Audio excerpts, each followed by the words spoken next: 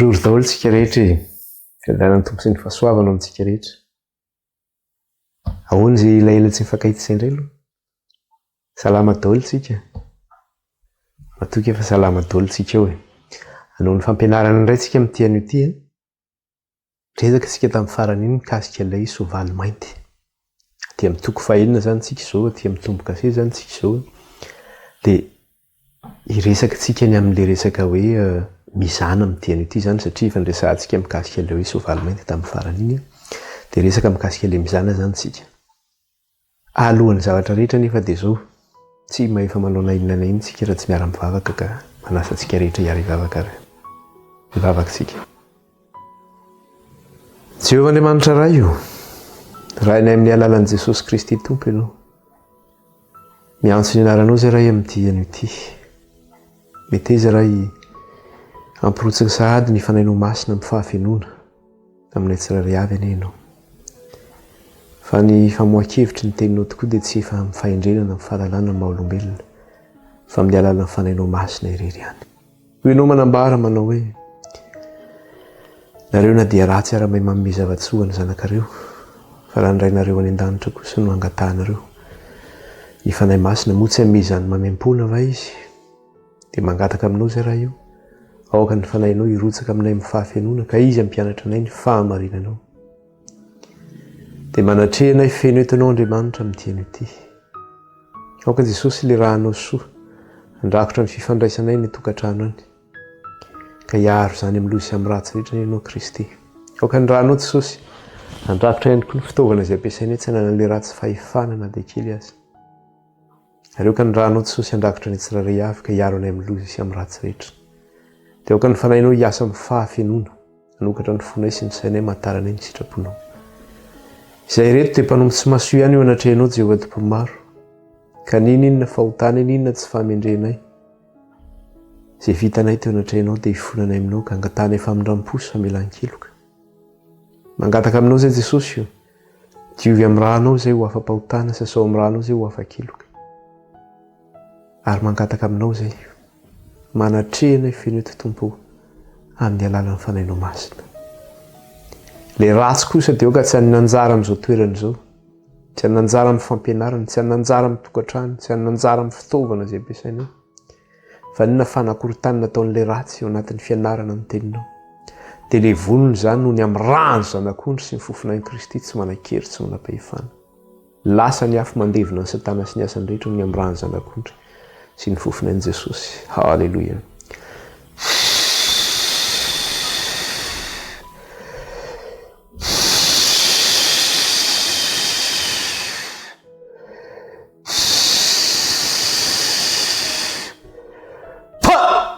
Ravy Satana noho ny amin'ny rano zanak'ondry sy ny fofinain'i Jesosy tsy manan-kery tsy manam-pahefana amin'izao fampianarana izao. Tsy manan-kery tsy manam-pahefana eny an-tokantrano any. Tsy manan-kery tsy manam-pahefana amin'ny fifandraisana. Dia raina mandrakizay ny anaranao ray. Kalazay ny anaranao ray. Dia mitenena aminay ray ianao amin'ity anio ity fa voninkaina izay vahoakanao. Laran'i Jesosy nanondratana izany vavaka izany ray tao anatrehanao. Alleluia. Amen. Isaorantsika ny Tompo a. Afaka indray tsika mbola ny fampivavaka izany zava-dehibe loatra izany satria tsy maintsy atao izany. Ny soratra masina dia milaza hoe rehefa mivory ny zanak'Andriamanitra dia eo koa Satana. Tsika tsy mila mifanatrehan'ilay ratsy izany fa roahany izy miala teo. Vahoaka ny fanahin'ny Tompo ny asa amintsika eto. Dia iroso aritsika izany. Resahantsika farany iny resaka ilay soavaly mainty izany tsika. Verenantsika vakiana kely ilay izy ao amin'ny Apokalipsy toko fahaenina izany tsika. Ao amin'ny tombo kase izany tsika efa vitantsika ny tombo kase voalohany sy ny faharoa. Ary eo amin'ny tombo kase fahatelo tsika izany dia niresaka ilay hoe soavaly mainty itsika verenantsika vakiana kely ilay izy izany. Tsy hijanona lalina amin'io tsika fa efa niresahantsika farany izy iny. Dia izao ny teneny eo amin'ny andininy fahadimy. Ary rehefa novany ny tombo kase fahatelo dia reko ny zava-manan'aina fahatelo nanao hoe avia ary hitako fa indro nisy soavaly mainty. Ary izay nitaingina azy nitondra mizana teny an-tanana ozy izy. Dia inona moa ny zavatra niresahantsika tamin'ny farany dia hoe soavaly mainty maneho inona ilay loko mainty. Dia loko mainty dia maneho inona? Maneho fahafatesana. Ka ny zavatra resahana eto miresaka ilay fiangonana, miresaka ilay soavaly dia ilay fiangonana no resahana amin'ilay soavaly. Ka le fiangonana ety zany dia zao hoe nisy fahafatesana zany ty fiangonana ity. Antrira tadiditsika tsara l izy rehefa natao ny paralelisme na fampitahana tamin'ny fiangonana dia izy ny fiangonana fanandrify tamin'izy ity fa ny fiangonana Pergamosy. Dia fantatsika tsara fa teo anatin'ny fiangonana Pergamosy dia nisy transition teo, zany hoe fialana tamin'ilay fiangonana voalohany ny ampita taty amin'ny fiangonana katolika romanina. Ka tao anatin'ny transition zany natao anatin'ilay tetezamita zany dia hitantsika zany fa teo zany nahatongavan'ilay fahafatesana zany ara-panahy. Nisy fahafatesana zany teo amin'ny eglizy ary tsy fahafatesana hoe arano fa fahafatesana ara-panahy zany no nianjady tamin'ilay fiangonana izany. Dia eto ary ny zavatra hitantsika zany dia ny zavatra anankiray koa tsikarintsika zany teo amin'ilay mitaingina n'ilay soavaly dia inona ny zavatra hitantsika teo verenantsika vakina kely izy andininy fadimy dia toizantsika amin'ny andininy fahenina dia ahoana izy ary rehefa novany ny tomboka se fahatelo dia areko ny zava-manena fahatelo nanao hoe avy aritako fahendro nisy soavaly mainty ary izay nitaingina azy nitondra amin'izana teny an-tanany ary na areo ka toa nisy feo teo voan'ny zava-manena efatra nanao hoe venty ny vary tritika eran'ny fatambary kely ary vety koa ny vary ordiay ny telon'ny fatambary ary aza manimba ny dilo iny na ny divay ianao. Zany hoe teo tanan'le fahefana zany mitaingina le soavaly dia nisy inona teny an-tanany, nisy mizana teny an-tanany, nisy mizana zany teny an-tanany ary inona ny zavatra nambarany teo ihany koa dia mbola toizan'le vaky teny nanao hoe zao mbola toizany eo nanao hoe ary nareo ka toy nisy feo teo voan'ny zava-manana efatra nanao hoe venty ny vary tritika eran'ny fatambary kely ary vety koa ny vary ordia ny telon'ny fatambary ary aza manimba ny diloilo na ny divay koa ianao. Miresaka zany izy eto mizana dia miresaka koa izy sakafo koa zany resahana eto hoe vety ny vary tritika ozy izy, venty ozy izy ny vary ordia ihany koa. Miresaka amin'izany izy dia miresaka sakafo izy eto, inona ny ifandraisan'izay zavatra zay zany. Ka rehefa mampiasa amin'izana antsika aiza ny hitantsika amin'izana zany rehefa mandeha eny an-tsena eny tsika mandanja iny tsika mividy sakafo tsika dia mandanja dia misy inona ny lanjainao anatin'ny mizana sakafo no lanjaintsika zany eo anatin'ny mizana. Ka eto zany ny zavatra lanjaina eto zany dia sakafo no lanjaina eto zany. Inona ty raha sakafo resahana eto ty zany. Ka zay zany ny anton'le mizana eto zany andanjana zany le sakafo dia maneho inona nefa le izy raha raisitsika leo amin'ny andininy fahaenina dia hono izy amin'ny andininy fahenina ary nareo koa toy nisy feo teo voan'ny zava-manana efatra nanao hoe venty ny vary tritika eran'ny fatambary kely ary venty koa ny vary ordia ny telon'ny fatambary. Venty ny vary tritika ozy izy eran'ny fatambary kely ary venty koa ny vary ordia ny telon'ny fatambary. Zany hoe nisy famarana zany. Ka le zavatra hita eto zany dia zao hoe inona ny zavatra hitantsika fahafatesana ara-panahy nasehon'le loko mainty hitantsika. Efa nefa le fandanjana reto zany mandanja le sakafo ao amin'le fiangonana zany, zany hoe ny sakafo ara-panahy omenan'le fiangonana zany no lanjaina eto. Ny zavatra tenena nefa hoe ventina amin'ny teny frantsay izy amin'ny teny gasy mantsy izy ohatrany somary sarosarotra kely fa vakiky kely izy amin'ny teny frantsay mba hampazava le izy vetivety fotsiny dia ozy izy hoe une mesure de blé pour un denier et 3 mesures d'orge pour un denier. Zany hoe ny denaria anankiray zany zay mahatonga ny hoe venty zany. Le venty hoe zany le denaria io venty teneny ny denaria anankiray zany vidina fetrana vary anankiray. Dia miteny ihany koa izy hoe misy vary anankiroa zany resahana hoe anankiray zany ataontsika hoe le vary resahany voalohany amin'ny teny frantsay mantsy ny teneny azy ato le hoe venty ny vary tritika io izy le vary tritika io blé zany izy io. Dia le anankiray le teneny eto hoe venty koa ny vary ordia, le ordia io indray orge zany izy io.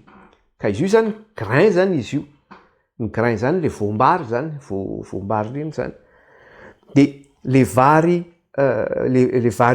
tritika ty zany na hoe blé ty zany ny fetra anankiray ozy izy, ny fetra anankiray ozy izy no denaria anankiray ny vidiny.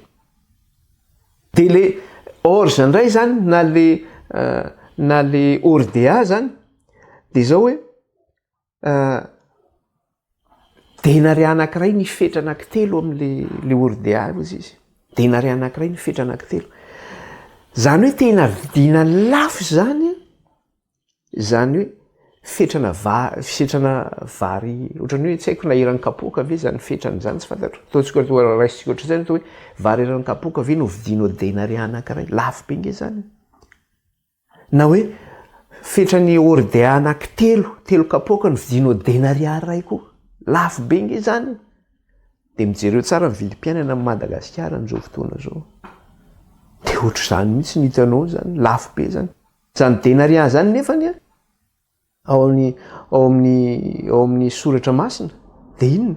Karama ray andro ange zany denary anankiray zany tamin'ny andron'i Jesosy, karama anankiray zany fa mbola resahatsy hoe karama ray andro zany denary zany. De hitreritako karamanao ray andro ve ny vidiananao vary ohatrany hoe eran'ny fatambaro izy, ohatrany mety kapoka anankiray zany zay. Lafo nge de zay le fandanjana eto zany na le mizany andanjana ilay sakafo zany.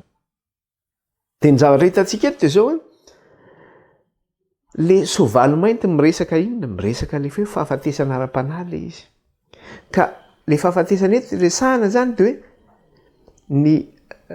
le fahafatesana ara-panahy resahana eto nefa inona ny zavatra hitantsika eto? Miresaka zany izy tia le resaka hoe tsy fisikanina zany satria vidiana lafo zany le sakafo. De fantatsika nefa fa ny tombo-kase faharoa de manambara inona le tombo-kase faharoa zay hitantsika. Miresaka le soavaly mena. Tamin'ny soavaly mena io nahitantsika inona? Nahitantsika ramandrika izy io. Zany hoe nisy famonoana tao zany. Zany hoe nisy ady zany tao. Ka rehefa misy ny ady de aorianany ady inona ny zavatra mitranga? Anohanana ny misy, tsy fisikanina ny misy. De jereo tsara amin'izao vanim-potoana iainantsika zao de inona ny zavatra misy? Hitantsika ino resaka tsika eto hoe Covid nandritra ny 2 ans et demi zay roa taona sy tapany zay Covid foana ny teo. Vita indray le Covid, inona ny zavatra nitranga? Raikitra ny gera ny Ukraine. Poka ny ady tany Ukraine. Vokatra le ady any Ukraine. Any Ukraine no misy ny grenier ny blé eto ambony eto amin'izao tontolo zao. Any Russie koa no misy ny grenier io, Ukraine sy Russie zany misy ny grenier. Zany hoe any zany tena misy famokarana be indrindra amin'izany blé zany. Io blé io nefa le resahana eto hoe vary tritika io. Le blé io le vary tritika resahantsika eto. De rehefa raikitra ny ady de nitazomin'ny Russie tsy nivoaka reo blé reo. Niakatra amin'izay ny vidim-piainana teto Eropa. Niakatra koa ny vidim-piainana amin'ny Madagasikara. Jereo ny fiakaran'ny lasantsy ireny mikolay daholo ny olona. Tsy any Madagasikara ny fanatipetana ny masina ary. Amin'izao ny olona lasa malalaka eny amin'ny arabe mandeha anao, tsy de misy tômôbila firy zany manomboka mandeha transport en commun ny olona. Satria miakatra ny vidina lasantsy, miakatra ny vidim-piainana. Io le tenen'zareo hoe inflation zany, misy inflation be zany zao. Vokatry ny rehefa misy zany le ady de miakatra zany le vidim-piainana zany. Zay ny zavatra misy. Ary izy io izy mbola kely izy zao fa mbola hiakatra avo izy io, mbola ho avo mihitsy izy io. De ahoana zany? Eny zany ange zany, mafy ange zany. De zany ny zavatra misy io zany. De jereo tsara verenantsika vakina le andininy fahinana koa ny zavatra resahana io de mbola tohizany ihany izy. Ary nareo fa tao nisy feo teo fony zava-manana efatra nanao hoe venty ny vary tritika eran'ny fatambary kely ozy izy. Ary venty koa ny vary ordea ny telon'ny fatambary. Ary aza manimba ny diloilo na ny divay ianao. Raha vao miteny hoe aza manimba ny diloilo na ny divay ianao matoy izy miteny le hoe venty ny vary tritika ary venty ny vary ordea. Zany hoe fa simba zany io vary. Le vary ordea sy le vary tritika. Fa zao kosany aza manimba n'ino izy ny diloilo na ny divay ianao. Zany hoe ny diloilo sy ny divay zany tsy nkitiana. Zany hoe ny menaka zany sy ny ranom-boaloboka zany tsy nkitiana zany. Ireo zany tsy nkitiana fa le vary zany, le foto-sakafo zany, io zany no voakitika zany. Fa mariantsika tsara fa eo amin'ny zanak'Israely mantsy, ny blé zany, io vary tritika resahana io zany anisan'ny foto-sakafo ny zanak'Israely zany izy io. Zavatra anankitelo zany ny foto-sakafo teo amin'ny zanak'Israely. Ny vary tritika io, na le orge zany, le atsotsika hoe ordea. Le vary tritika zany blé, de le ordea zany, orge zany izy io. Reo zany ny foto-sakafo teo amin'ny zanak'Israely. Miampy an'ilay diloilo sy dovay ranom-boaloboka. Reo zavatra telo reo zany ny foto-sakafo teo amin'ny zanak'Israely. Ka raha reo zany ny tsisy, de tsisy ny foto-sakafo ny zanak'Israely, nefa ny zavatra nisy dia nesorina ny anankiray tamin'ireo zany dia le anankiroa sisa tavela zany ahoana zany esory amintsika malagasy inge tsika mery-minambary io esory igny hoe vary io ahoana am'izao nge efa betsaka tsy hoe am'izao efa fiainana Madagasikara moa efa mafy foana matetika indrindrindra amin'ny tontolo any ambanivohitra rehefa misy fotoana mandeha any ambanivohitra no tsisy vary dia mihinana mangahazo maina iny no hoaninao zany no hoan'ny olona any fa ito eo ny olona Taninarivo fotsiny to hoe tsy asiana vary ngamba dia tsy haiko hoe ahoana ny fandehany io tantara nge zany jeretsika kely ty amin'ny Deutéronomie aty izy miresaka hoe io no foto-tsakafon'ny zanak'Israely zany io resaka hoe vary tritika io sy ny ramboloboka ary ny menaka izany Deutéronomie toko 1:10 no jerentsika dia ny 4:10 zany hoe fahitantsika ihany izy io tamin'ny fampitahana ny tantaran'ny fiangonana fa iverenantsika zany io mamerina fotsiny zany tsika eto sady tsika tsy dia tena hoe mijanona ela be tsony amin'io zany fa famerenandesina ihany koa zany no ataontsika eto zany mba ahafahantsika mitoya izany Deutéronomie toko 1:10 dia ny 4:10 fa akitsika mihitsy manomboka amin'ny 13:10 tsy maninona dia hatramin'ny 4:10 13:10 ka hatramin'ny 4:10 ny anaran'i Jesosy ary raha iantsara ny didiko izay andediko anareo anio ianareo ka ho tian'i Jehovahandriamanitrareo sy hanompo azy amin'ny fonareo rehetra sy ny fanahinareo rehetra dia latsako eo amin'ny taninareo ny ranon'orana amin'ny fotoana dia ny lohaorana sy ny faraorana mba hanangonanao ny varinao sy ny ramboloboka ao ary ny dilolonao amin'ny teny gasy izy dia teny hoe varinao fa amin'ny teny frantsay blé ny ilazany anazy io dia ozy izy manino izy raha ohatra izy ka manaraka ny didiko ianao izy ka hanompo any Jehovahandriamanitra ao amin'ny fonao rehetra zany sy amin'ny fanahinao rehetra dia ozy Jehova alatsako aminareo ny ranon'orana dia ny lohaorana sy ny faraorana dia iny mba hanangonanareo ny varinao mba hitsomohan'ny vary zany mba vokatra ny taninao zany mba hanangonanao ny varinao sy ny ranom-bolobokao sy ny dilolonao zavatra telo ny tenenio ny varinao ny ranom-bolobokao ary ny dilolonao reo le foto-tsakafo teo amin'ny zanak'Israely jerentsika koa ty amin'ny 7:20 aty izy dia mbola miteny eny jerentsika kely ty amin'ny 7:20 Deutéronomie 7:20 dia ny 9:10 zany hoe ny zavatra resahana eto indray zany dia zao hoe raha ohatra indray ny zanak'Israely maninona manao izay tsy mety eo anatrehan'i Jehova dia hoe soron'Andriamanitra haniny koa zany ireo foto-tsakafo reo jereo manomboka eo amin'ny 7:20 izy miteny an'izay hoentin'i Jehova hiady aminao izay firenena avy lavitra dia avy any amin'ny faran'ny tany lavitra fanidin'ny voromahery no fiavany sady firenena izay tsy ho fantatrao ny fiteniny firenena masika endrika izay tsy hanady zany hiantitra na hiantra ny tanora dia hohaniny ny ateraky ny ombonao sy ny vokatry ny taninao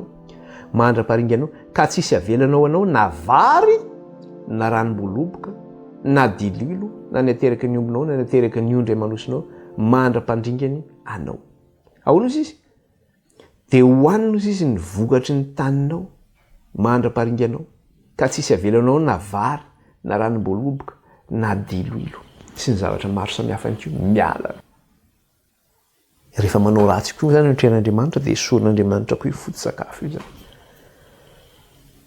ho antsika malagasy tsika milaza kristianina reto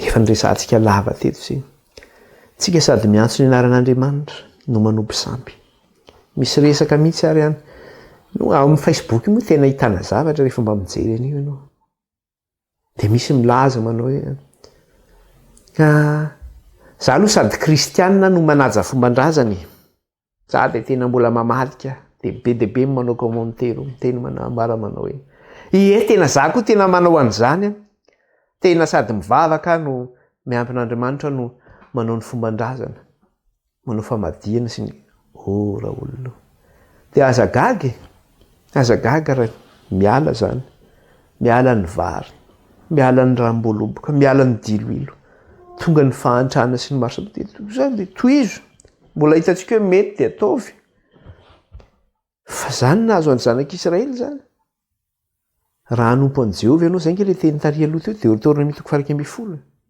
ny zavatra niteneny tao raha anaraka mididin'andriamanitra amin'ny fonao manontolo, amin'ny sainao manontolo, amin'ny herinao manontolo, dia andefasan'andriamanitra loha orana ianao sy fara orana mba hanangonanao ny vokatrao izy, hanangonanao ny varinao, hanangonanao ny diloilinao, hanangonanao ny ranom-boaloboka. Andriamanitra mihitsy zany mitany taninao, fa rehefa ohatra kosa ianao ka manao ny tsy mety eo anatrena, izy mihitsy no mandefa ny fahavalo, alainy ny fahavalo daholo, tsisy. Dia azagaga hoe tonga ny dalo hoe lasa ny ombonay e, dia lasa indray rehefa mandeha mitrosa manao inona dia hanovana famadihana nefa tsisy omby, tsisy ninona, lasa daholo ny vokatra eny etsah misy mangalatra. Gaga hoe fa nanaona naninona. Rehefa hanompo an'i Jehovah dia amin'ny fonao manontolo, amin'ny herinao manontolo, amin'ny sainao manontolo, zay zany le izy. Ka eto zany ny zavatra hitantsika dia zao hoe le anohanana le tsy fisiana eto zany, le tsy fisikanina resahana eto satria fidiana lafo le sakafo zany, fidiana lafo le vary. Dia zany hoe tsy fisiana ara-panahy zany ty resahana eto ty, satria le soavaly mainty maneho iny le fahafatesana ara-panahy teo amin'le fiangonana.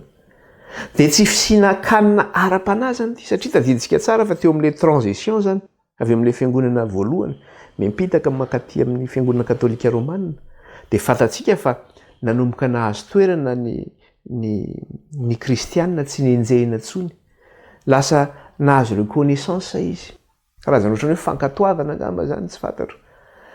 Zany hoe teo niveau fitondram-panjakana ary ny empereur tamin'izany ara lasa kristianina mihitsy, ka lasa nanan-karena ny fiangonana.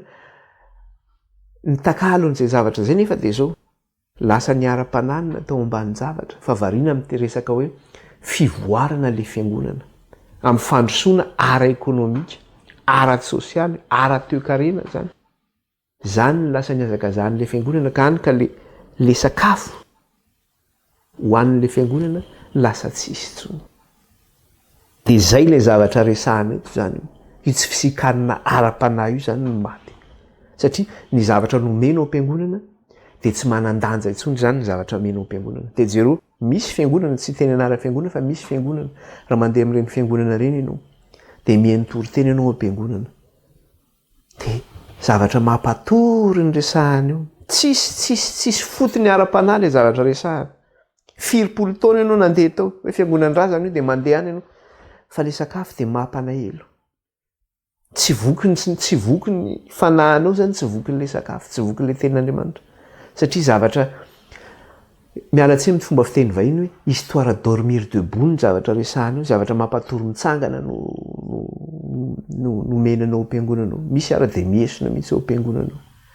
Tsy vitan'izany ihany koa fa raha misy ny fotoana omenany hoe enona ny tenin'Andriamanitra dia atao fohy le tenin'Andriamanitra.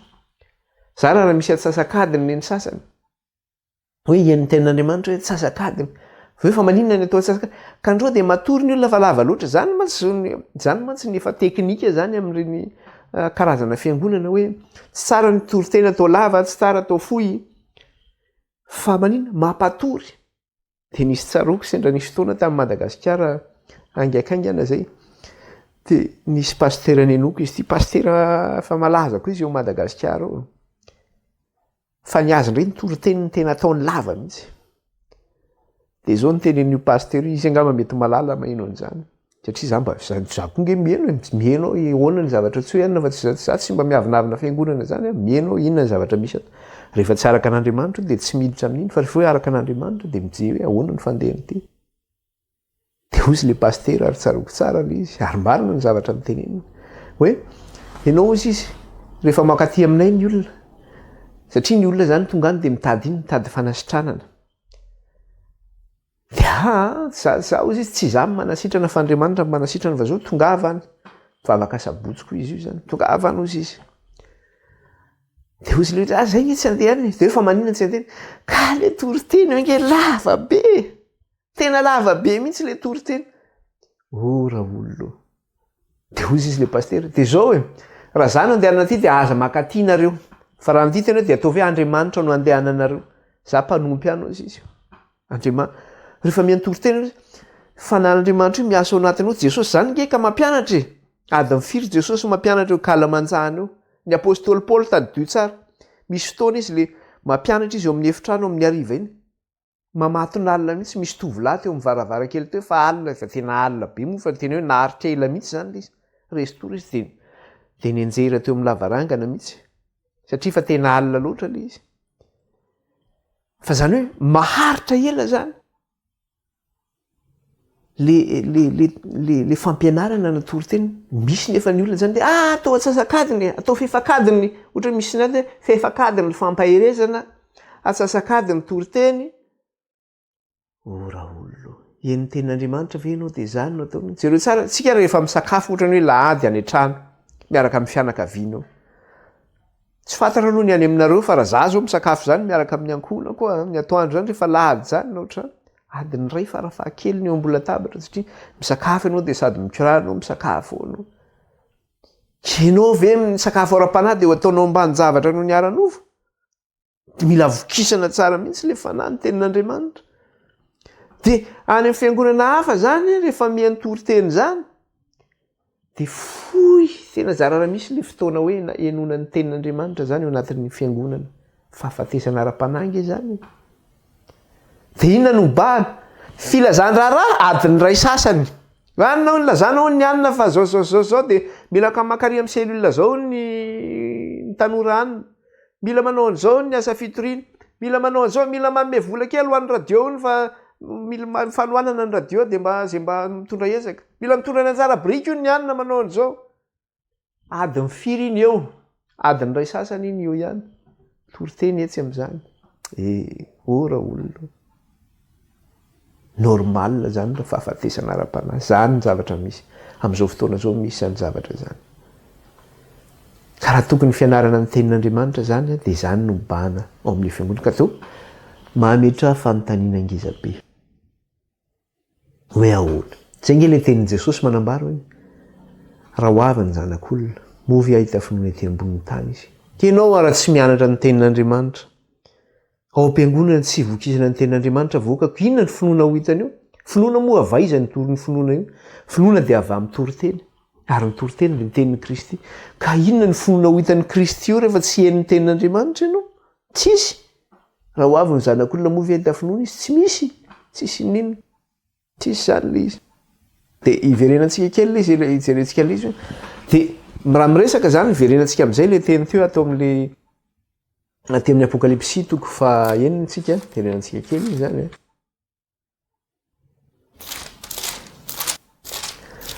apokalipsy toko fa enina de vakitsika le andininy fa enina de ao nosy izy ary nareo fa toa nisy feo teo voan'ny zava-manana efatra nanao hoe venty ny vary tsitika eran'ny fatambara kely ary venty koa ny vary ordia ny telo ny fatambara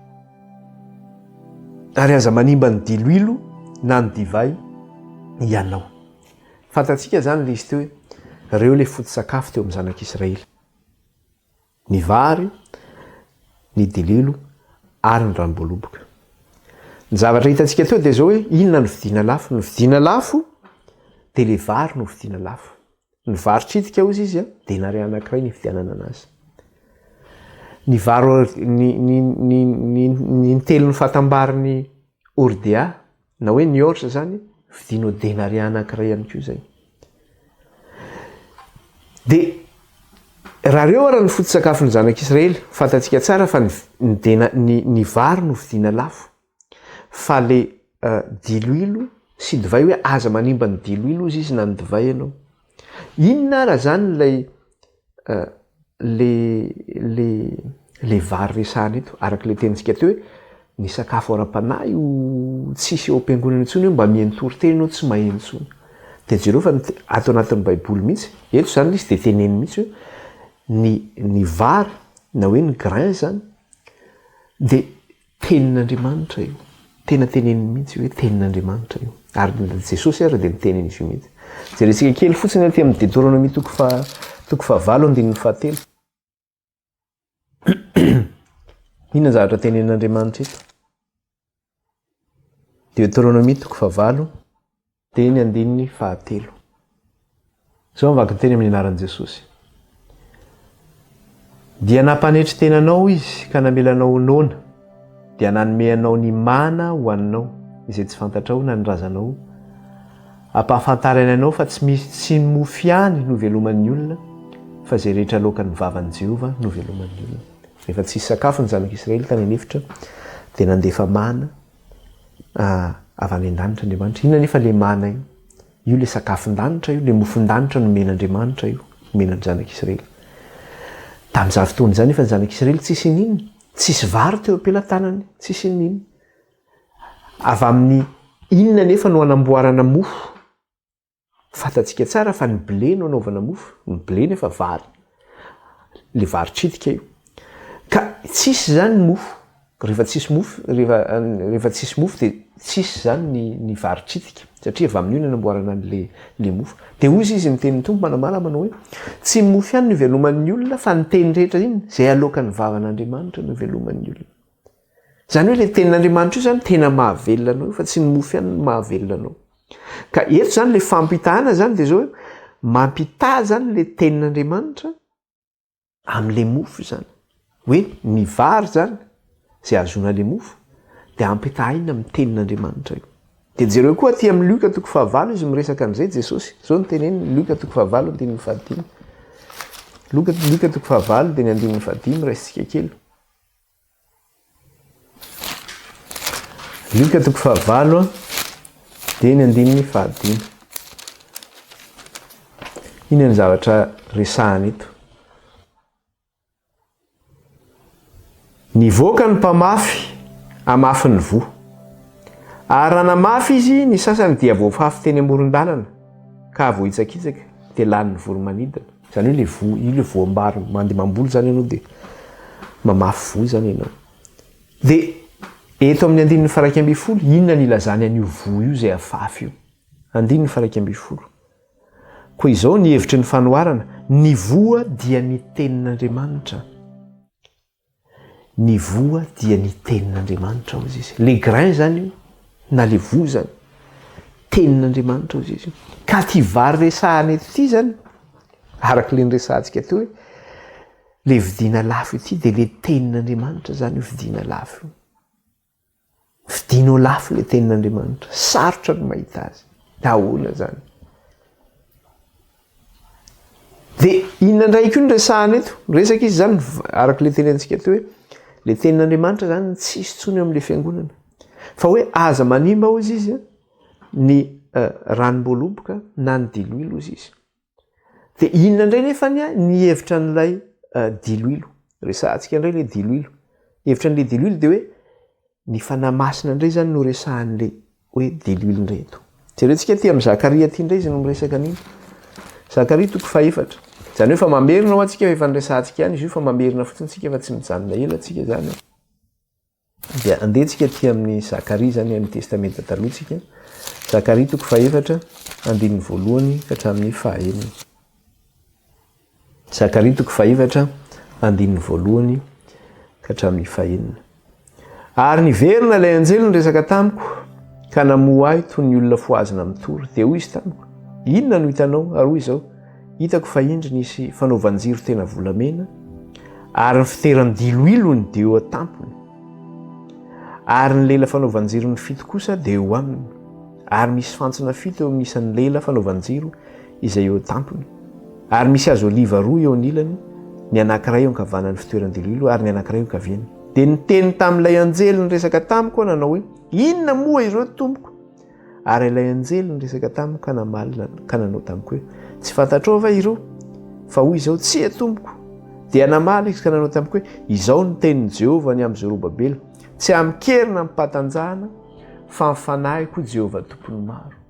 Izay zany ny hevitry'ilay fanaovan-jiro tena volamena zay nisy fitoerany diloilo izy teo tampony. Dia hoe inona ny hevitr'ireo? Dia hoe tsy fantatra ozy izy. Dia hoy izy, tsy amikerina fatanjahana fa mifanahiko ho Jehovah tompony maro. Zany hoe maneho le fanahan'i Jehovah zany le izy. Raha tsisy an'le diloilo zany dia tsy misy le fanaovan-jiro. Iny mampirehitra le jiro, maneho le fanan'Andriamanitra zany. Le diloilo araka amin'le fanaovan-jiro. Dia aty koa hitantsika zany zay aty amin'ny Samuela voalohany aty 4 dia inona koa ny zavatra resahana. Samuela voalohany toko 4:20 jerentsika kely amin'ny testamenta talohatsika. Jerentsika koa zay Samuela voalohany toko 4:20. Samuela voalohany toko 4:20 andinindroambefolo sy ny 13:20. Samuela voalohany toko 4:20 andinindroambefolo sy ny 13:20. Teto zany tamin'ny fanosorana ny Davida ho mpanjaka rehefa ny fidian'Andriamanitra izy. De jereo tsara le zavatra mitranga eto andinindroambefolo sy ny 13:20. Dia naniraka izy ka nitondra azy niditra, zany hoe noentina niditra zany Davida. Ary mena volo izy sady barimaso ny tsara tarehy, ary hoy Jehova mantsy any Samuela zany, mitsangana osory izy fa io no izy, zany hoe osorana menaka zany Davida, osory izy fa io no izy. Ary Samuela nandray nitandroka feno diloilo ka nanositra azy teo amin'ny ralahany, ary ny fanahin'i Jehova dia nilatsaka tamin'ny Davida hatramin'iny andro iny. Dia nitsangana Samuela ka nakany Rama izy. Ahoana izy Jehova mitsangana osory izy fa io no izy. Ary Samuela nandray nitandroka feno diloilo ka nanositra azy teo amin'ny ralahany, ary ny fanahin'i Jehova nilatsaka tamin'ny Davida hatramin'iny andro iny. Rehefa nosorana le diloilo Davida dia mirotsaka tamin'ny Davida ny fanahin'i Jehova. Le diloilo zany maneho iny, maneho an'le fanan'Andriamanitra zany diloilo io. Miasa zany. De ho hitantsika mantsy ny hevitra an'izay rehefa avy eo. Inona indray koa ny hevitra an'ilay divay zany na le ranom-boloboka. Matio toko 4:20 indray ny ahitantsika an'izay zany. Matio toko 4:20 dia ny andininy 7:20 ka hatramin'ny 8:20.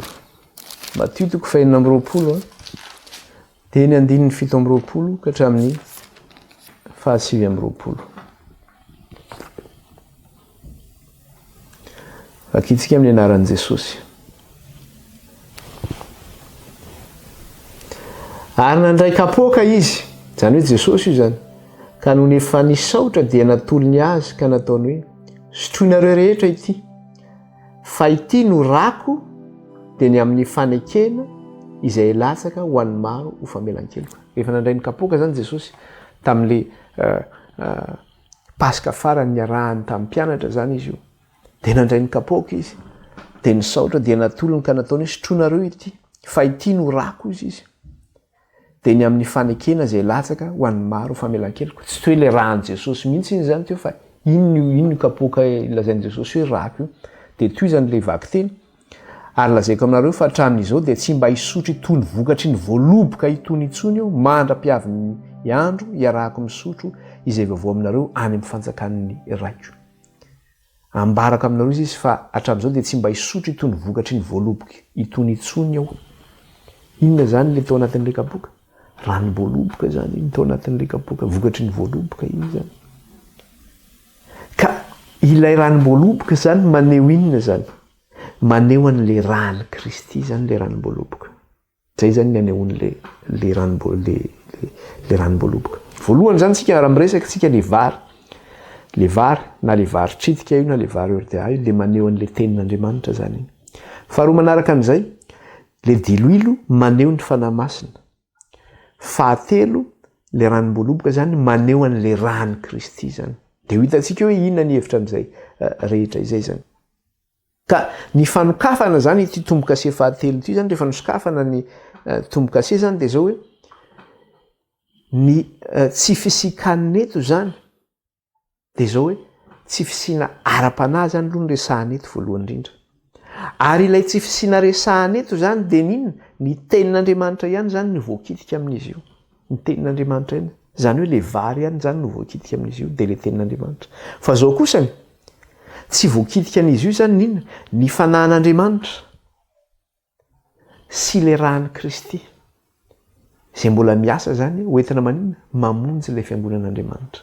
Na dia teo aza zany tsy fisikanina eo amin'ny tenin'Andriamanitra teo amin'ilay fiangonana. Dia le fanahin'Andriamanitra zany mbola nanohy ny asa tao amin'ilay fiangonana. Le rahan'i Kristy zany mbola nanohy ny hamonjy ilay vahoaka tao amin'ilay fiangonana. Zay ny hevitra n'le hoe venty ny vary tritika eran'ny fatambary, ary venty ny vary ordia intelo ny fatambaro izy. Satria le vary ny vota amin'ilay izy. Fa zao kosa hozy izy aza manimba hozy izy ny diloilo na ny ranom-boaloboka koa hozy izy.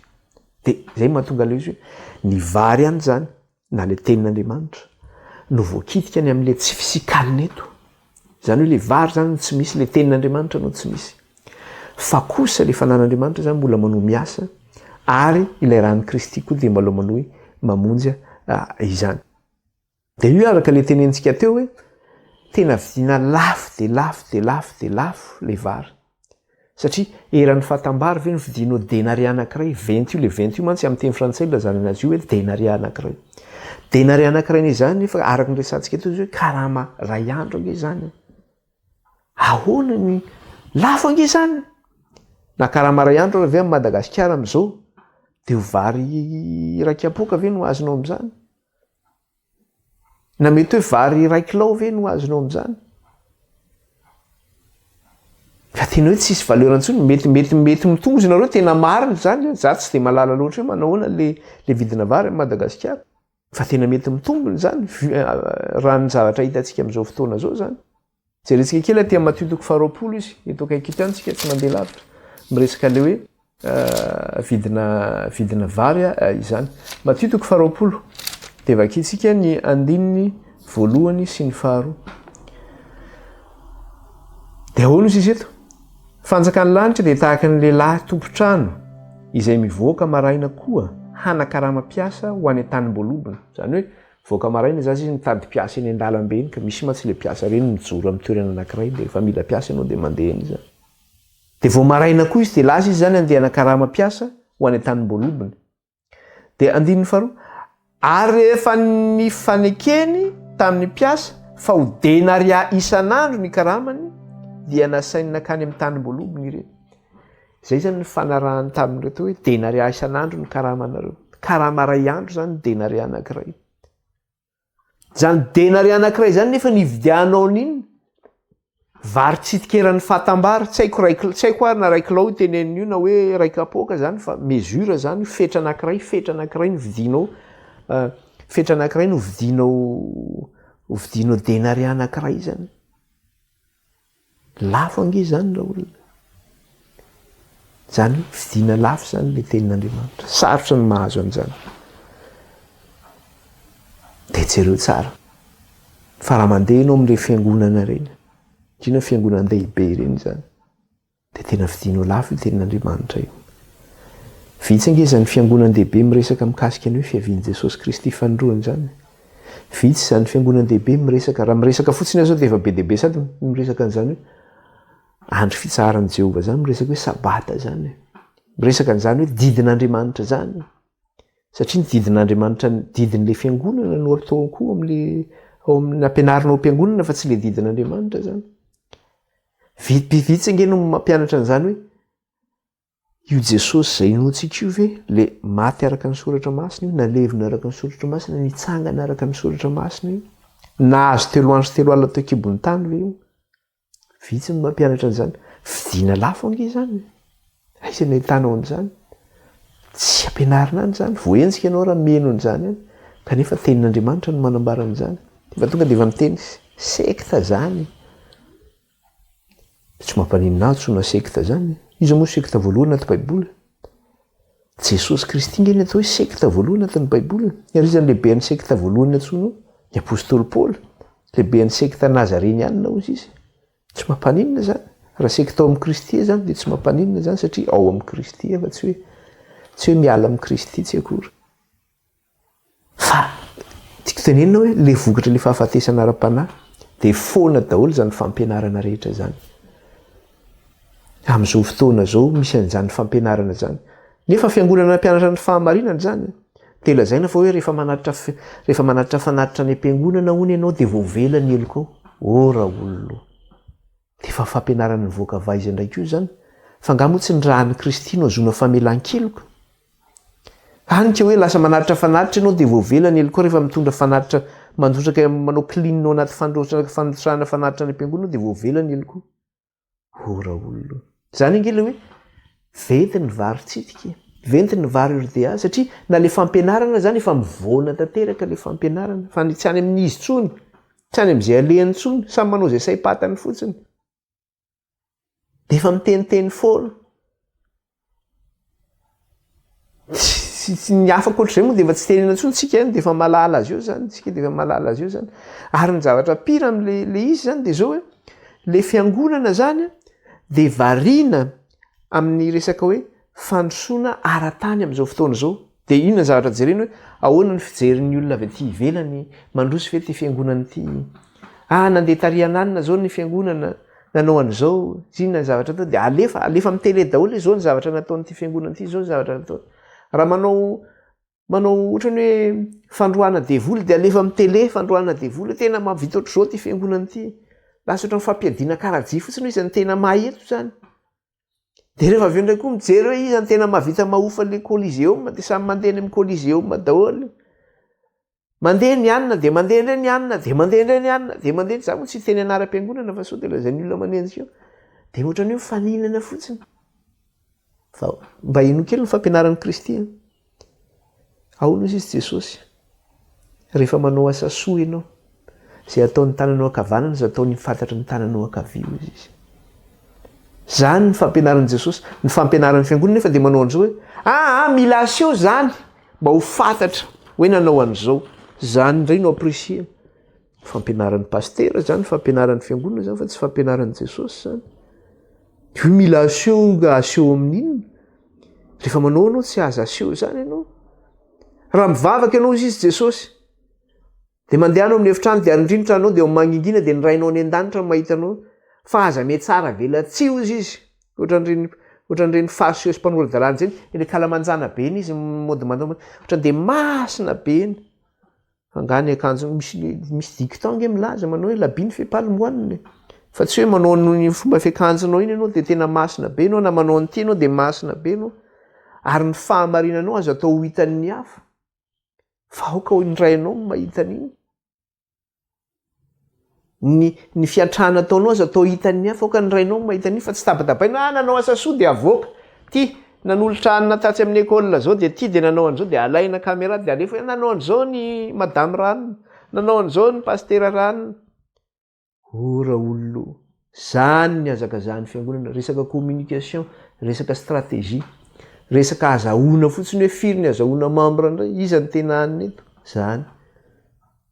zany ny azakazahany fiangonana zany de rehefa manao an'izay izy de zao mialatsiny fa tsy haiko loatra mandikana lasa négligé le sakafo ara-panahy zany hoe lasa atao tsinitsinina le sakafo ara-panahy zany satria variana amin'ny zavatra ranofo reconnaissance ohatrany hoe fankasitrahany eo anivon'ny fitondram-panjakana fankasitrahany eo anivon'ny fiarahamonina de lasa kasitrahana tsy antsoina hoe secte taloha reny fiangonana reny fa torony fahamarinana de natsoina hoe secte fa rehefa avy eo izy lasa miaraka amin'ny fitondram-panjakana de lasa manina lasa fiangonana zandriny zay ny atsona anazy am'izay fotoana zay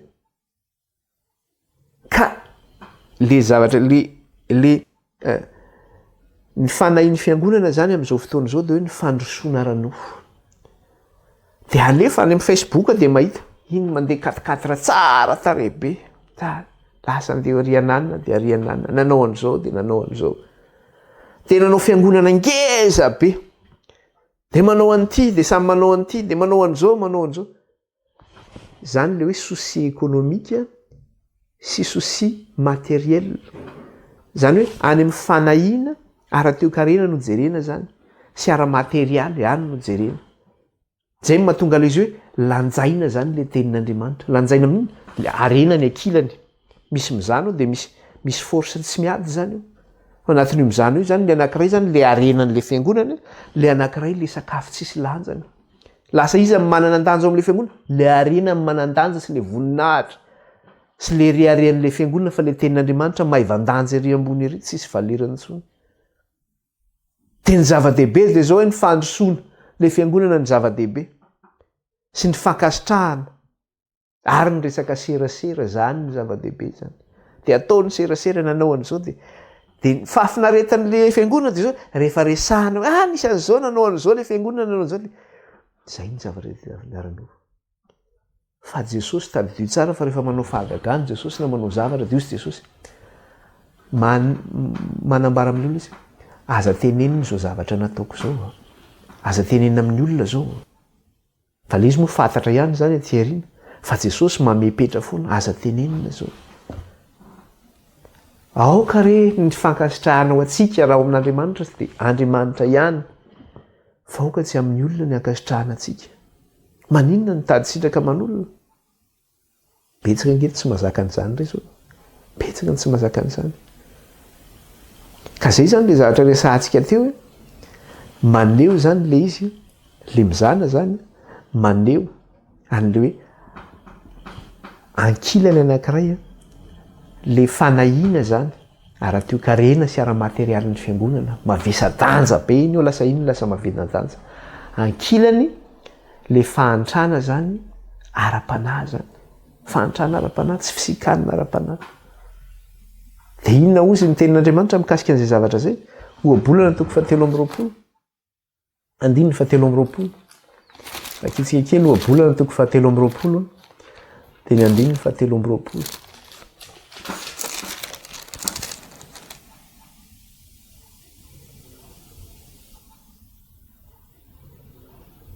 Ohabolana toko 7:20 andininy 3:20.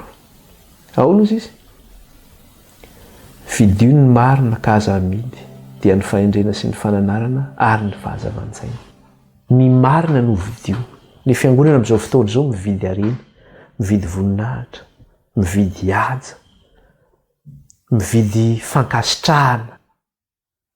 Maneho hoe navita fiangonana ngeza be dia tena hoe ohatrany hoe mari-pakasitrahana le fiangonana, tena zany ny anay zany. Zay mantsy le filazany zareo azy io, zany ny anay zany. Fa ny anareo mba ahoana, nareo tsy mavita nininina any, ny anay mba niteniteninareo, zany ny anay zany. Ora olona mampalahelo. Matoa ianao miteny an'izay dia efa maty ara-panahy ianao zany zay. Maty. Matoa ianao mavita miteny anany zany dia efa maty ara-panahy ianao zay. Zany ahoana? Ga zany zava-dehibe zany. Misy hoentinao any an-danitra zany an'ray. Ny zava-dehibe dia zao. Satria zay ny tediavin'ny fiangonana, ny isa ny tediavin'ny fiangonana. Atao izay amaro an'izy. Dia rehefa zavatra ny isa ny jerena, resaka ny fankasitrahana ny jerena. Raha ny isa ny jerenao, vonjenao fa tsy le hoe fitezanan'ilay olona ao anatin'ny fahamarinan'ny tenin'Andriamanitra. Dia inona zavatra mitranga? Lasa miteraka zaza sara ianao fa tsy miteraka zanak'Andriamanitra. Zany hoe lasa zaza sary daholo ny akerako eo, satria le olona tonga amin'ilay fiangonana resaka fahagagana ny atongavany eo. Le olona tonga fiangonana resaka laza amin'ilay fiangonana ny andehanany eo. Resaka zany olona tonga amin'ilay fiangonana eo resaka misy fitahiana ranofo ato. Azona voa, azona fivelomana. Zany lasa andehanan'ilay olona eo. Fa tsy le fotom-pampianarana le tenin'Andriamanitra tsy ampy intsony, maty. Nga izy velona. Tsy velona ny tenin'Andriamanitra intsony. Ahoana izy ny tenin'ny soratra masina? Tsy mofy ihany ny veloman'ny olona fa ny teny rehetra izay lokan'ny vavan'Andriamanitra. Lasa tsy velona ny tenin'Andriamanitra intsony ny zanak'Andriamanitra amin'izao fotoana izao. Dia inona no mameno ilay fiangonana? Miteraka zaza sary daholo ny ankabeazatra. Fa tsy zanak'Andriamanitra. Teny frantsay ny lazana azy enfant illégitime. Zay ilay zaza sary. Fa tsy zanak'Andriamanitra. Vokatra an'izay zavatra atao zay. Satria ny zava-doza ho an'ilay fiangonana ny izay. Satria ny fahefan'ilay fiangonana zany lasa fahamarinana. Ary ny dogme na ny fotom-pampianaran'ny eglizy na ilay fiangonana no misolo an'ilay fitediavana sy fikatsarana ny fahamarinan'ny soratra masina. Lasa iny zany, lasa manana fotom-pampianarana zany ilay fiangonana na ilay eglizy. Dia ny fotom-pampianarana iny zay tsy araka ny soratra masina no lasa mibahana ao. Dia normal be raha misy fiangonana miteny tsy maintsy manao akanjo ohatr'izao daholo ny fiangonana. Dia manao daholo ilay fiangonana, zay nga miteny ny soratra masina dia manao izy. Mila manao an'izao hony, mila mandeha ary ananina ny ary tendrombohitra ary daholo ohatra dia lasa mirotra mankany tendrombohitra daholo.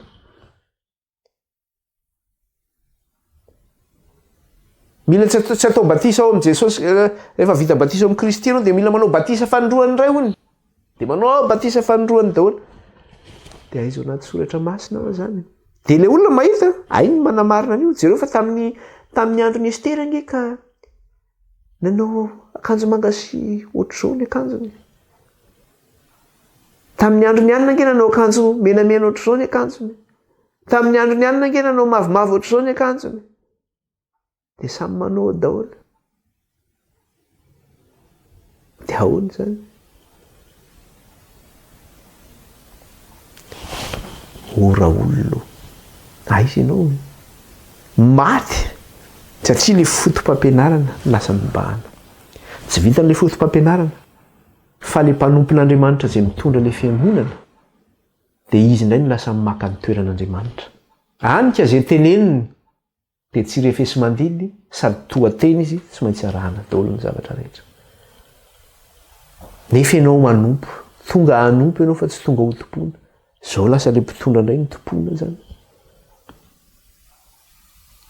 dia rehefa manao an'izay izy rehefa tonga amin'izay toeran'izay le mpitondra fivavahana ihany koa dia inona ny zavatra misy tonga amin'ilay toerana hoe intolérance tsy haiko moa mandika izy amin'ny teny gasy tsy haiko hoe intolérance zany tsy haiko hoe tsy refesy mandidy fa zany tsy haiko loatra mandika le izy fa hoe lasa misy zany zay intolérance zay hoe zay tsy manana fiantrana lasa tsy manana fiantrana tsony zany izy ka misy amin'le fiangonana dia manao an'izao mihitsy rehefa tsy manao an'izao zavatra teneniko zao anao dia atsipy any ambaravarakely ianao mivoaka ianao miala amin'ny fiangonana ianao zay nge le zany nge ny andro tamin'ny andron'ny moyen âge tamin'ny andron'ny eglizy rehefa tsy manaraka ny didiny eglizy ianao dia enjehana gadraina ataon'izao dia ny fiangonana amin'izao koa rehefa fiangonana zany koa manomboka manao an'izany koa rehefa tsy manao an'izao dia mivoaka any ambaravarakely tsy manao an'ity zavatra tenen'le mpitondra ty dia zao nefa tsy araka ny tenin'andriamanitra iny tsy araka ny tenin'andriamanitra iny dia maninona moa tsika miresaka an'izany araka le tenina foana tsy hisy resaka fanenjehana eto fa zay le iny izay le tombo-kase fahatelo miresaka le soavaly mainty miresaka fahafatesana ara-panahy zany tsika eto zay ny zavatra nresana eto ary le tenin'andriamanitra dia milaza sorato izy zay zavatra efa hitanao zay zavatra kehitriny ary zay zavatra ho avy nasina ny soratana angeo dia zay mahatonga antsika manambara amin'izy fa rehefa mitenena io dia betsaka ny tezitra hoe manaratsy ahoana moa tsy ilazana zany ka tenena io sorato dia tenenina le izy lazaina koa le izy dia tsy maintsy lazaina hoe zao ny zavatra misy dia mijerytsika ny zavatra misy hoe inona ny zavatra misy amin'ny fiangonana fa tena misy zany zavatra zany amin'ny zavatra iainantsika amin'izao fotoana zao dia ny vokatra n'izay zavatra zay dia zao hoe raha ny eglizy zay tokony manana an'le hoe vocation zany na hoe fanomezam-pahasoavana tokony hitondra le fahamarinan'ny soratra masina zany dia ny zavatra misy zany very zany zay fanomezam-pahasoavana zay satria lasa lalana hafa indray ny andehanan'ny fiangonana amin'izao fotoana zao zany fa tsy amin'le hoe fitondrana le fahamarinan'ny soratra masina sy hovavolombelona ny amin'izay zany satria le fiangonana dia zao hoe tsy mahavita mamahana ara-panahy tsony ny fiangonanao aminy ny mpinao aminy tsy mahavita mamahana tsony izy ara-panahy ny mpinao aminy sakafo zarizary nomeny azy eo tsy mahavelona ara-panahy naona ny vahoaka zany ara-panahy ny fianarana ny tenin'andriamanitra dia atao tsinitsinina ary ny fahalalana n'izany soratra masina zany dia manino mahantra indrindra izy mahantra ara-panahy dia samy miazona zay hitazomana eny fotsiny hoe zao ny anina dia ny tenin'ny pastera no fikirina mafy mamikitra mafy eo ny teny fa tsy le tenin'andriamanitra tsoa ny fikirina zany fa le tenin'ny pastera ny fikirina na ny fotom-pampianarany eglizy ny fikirina mafy mihitsy dia tena tazomina mafy mihitsy hoe ino le izy kanefa na dia eo ary zany rehetra zany andriamanitra mbola mamindra fo satria mbola rehefa n'andriamanitra ny fanahany amonjy zay mangetahita sy nitady ny fahamarinany ao amin'ireny fiangonana ireny fanan'andriamanitra io zany miasa zay manaiky okitiany fanan'andriamanitra ao hikatsaka sy hitady ny fahamarinan'andriamanitra satria misy vitsy ireo tsy maintsy misy foana le sisa amin'ireo zay manaiky okitiany fanan'andriamanitra hikatsaka le fahamarinany sy ny fanjakany mangetahita ny fahamarinana dia le rahan'i Kristy mbola manadio azy ireny sy manasa azy ireny manafaka azy amin'ny tsy fahamarinana sy ny tsy fahatanterahana mbola eo zany io andriamanitra mbola mamonjy ny vahoakany zay tavela ao anatin'izay toerana zay ao anatin'ny lavaka nonono ny tsy hita nonono moa zany lavaka tsy hita nonono misy ny vahoakan'andriamanitra satria ao anatin'ny fahamaizinana ara-panahy ao anatin'ny fahafatesany fa na dia ao anatin'izay fahafatesany zay raha misy an'ireo vahoakan'andriamanitra amin'ny fiangonana maro samihafa zay misy amin'izao fotoana zao voagejany io fahafatesana ara-panahy dia le fanan'andriamanitra zany mbola miasa satria mbola misy sisa any amin'ireny fiangonana ireny mbola misy sisa tavelany dia mamonjy andriamanitra zay manaiky zay mangetahita ny fahamarinana sy mikatsaka ny fahamarinana dia zao le rahan'i Kristy mbola manadio sy manasa manafaka azy amin'ny tsy fahamarinany rehetra dia zay ny sary aleon'le diloilo sy le ranoboloboka ireo zany rehefa miaraka maninona le izy ny navahana. Maneho koa zany le diloilo sy le divay ao amin'ny tenin'Andriamanitra ho fanasitranana ny fery zany. Ho fanasitranana ny fery. Ka raha misy maratra ao amin'ny tenin'Andriamanitra dia ampiasaina tsy hoe raha misy maratra na hoe ao anatin'ny soratra masina zany dia io diloilo sy menaka io dia nampiasaina zany ho fanasitranana fery ihany koa izy io. Dia eto zany izay mihitsy ny asan'ilay izy amin'ity fiangonana ity. Ity fiangonana ity zany maratra ity fiangonana ity. Dia eo zany izay diloilo izay sy ilay divay izay manasitrana ilay fery. Jerentsika kely ange ohatra anankiray aty amin'ny Luka aty jerentsika kely. Fa maranantsika azy moa zany fa efa mamarantsika fa ranantsika izy. Luka 10. Taperisika androany le tombokase 3 zany. Luka 10 dia 4:30. Ina zavatra resahany io. Dia zao nivaky ny teny amin'ny anaran'i Jesosy. Luka 10:4-30 mikasika an'ilay Samaritanina tsara fanahy zany ity. Nisy lehilahy anankiray nitafian'ny jiolahy dia rehefa nitafian'ny jiolahy izy dia ity Samaritanina tsara fanahy ity namonjy anazy. Dia rehefa namonjy azy izy dia inona zavatra nataony? Dia nanatona izy ka nofeheziny ny feriny sady nasiany diloilo sy divay dia nampitaingenany tamin'ny bibiny izy ka nentiny ho any amin'ny tranom-bahiny dia notsabony. Ahoana izy? Nanatona izy dia nanatona izy ka nofeheziny ny feriny nasiany pansement zany sady nasiany diloilo sy divay. Zany hoe fanasitranana fery zany ilay diloilo sy divay ihany koa zany. Ka eo zany fampitahana amin'ilay izy ny amin'ilay toetra n'ilay fiangonana zany izay marary ity fiangonana ity. Mahantra ity fiangonana ity. Dia ilay diloilo sy divay zany eo maninona? Ohatrany hoe mba mamelona ilay fiangonana indray. Mba azony fanantenana. Hoe Andriamanitra mbola mamonjy azy raha mangetaheta sy mitady ilay fahamarinana izy. Le rahan'i Kristy mbola afaka mbola manadio azy foana hatramin'izao. Folo mbola mpanota ary tsika Jesosy Kristy novonjentsika tamin'ny rano fa vao mainka ankehitriny. Rehefa novonjeny, zany hoe tsika zany rehefa ankehitriny efa novonjen'i Jesosy dia manao dia mbola tsy hovonjen'i Kristy amin'ny rano ihany fa tsika mbola mamonjy antsika io ranon'i Kristy io ankehitriny. Fa tsy hoe tamin'ny andro lasa ihany. Dia le ranom-boaloboka sy le divay zany maneho le asan'Andriamanitra mamonjy atsika zany. Ho fanasitranana atsika. Ry vahoakan'Andriamanitra izay ao anatin'ny aizina ara-panahy rehetra. Ry vahoakan'Andriamanitra izay mangetaheta sy mitady ny fahamarinan'Andriamanitra. Hoy izy ny tenin'Andriamanitra manao hoe mangatady omena ianao. Mitadiava dia hita izay manondona no vahana. Ka raha mikatsaka sy mitady ny fahamarinan'Andriamanitra ianao, fanan'Andriamanitra hiasa ao anatinao. Ampitsiniko indray io teniny io anatinao. Ary le ranon'i Kristy raha latsaka atao anatin'ny fahafatesana ianao mbola manadio sy manasa anao, manafaka anao amin'izany toerana izany. Satria amin'izao fotoana izao mbola miasa io fanan'Andriamanitra io. Hamonjy atsika.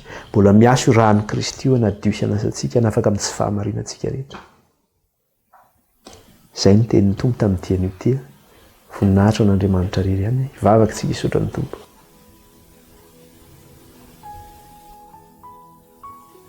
Tompo iray masina sy tsara indrindra. Mankalaza anao izay midery anao ary manome voninahitra anao. Misaotra raha io. Raha afaka nianatra sy nandinika ny teninao izahay tamin'ity anio ity. Misaotra ny fahamarinana izay nomenao anay. Manamasinana iray ny amin'ny teninao, ny teninao ny fahamarinana. Ny anaran'i Jesosy nanratana izao vavaka izao reto anatrehanao. Halleluja. Amen. Tahiny tompontsika rehetra. Ambava homana am-pomeritreritra. Manan-kia isany ny fanan'Andriamanitra. Hitombotsika amin'ny fahasoavana amin'ny fahamarinana soratra masina. Manaraka indray bye-bye daholo.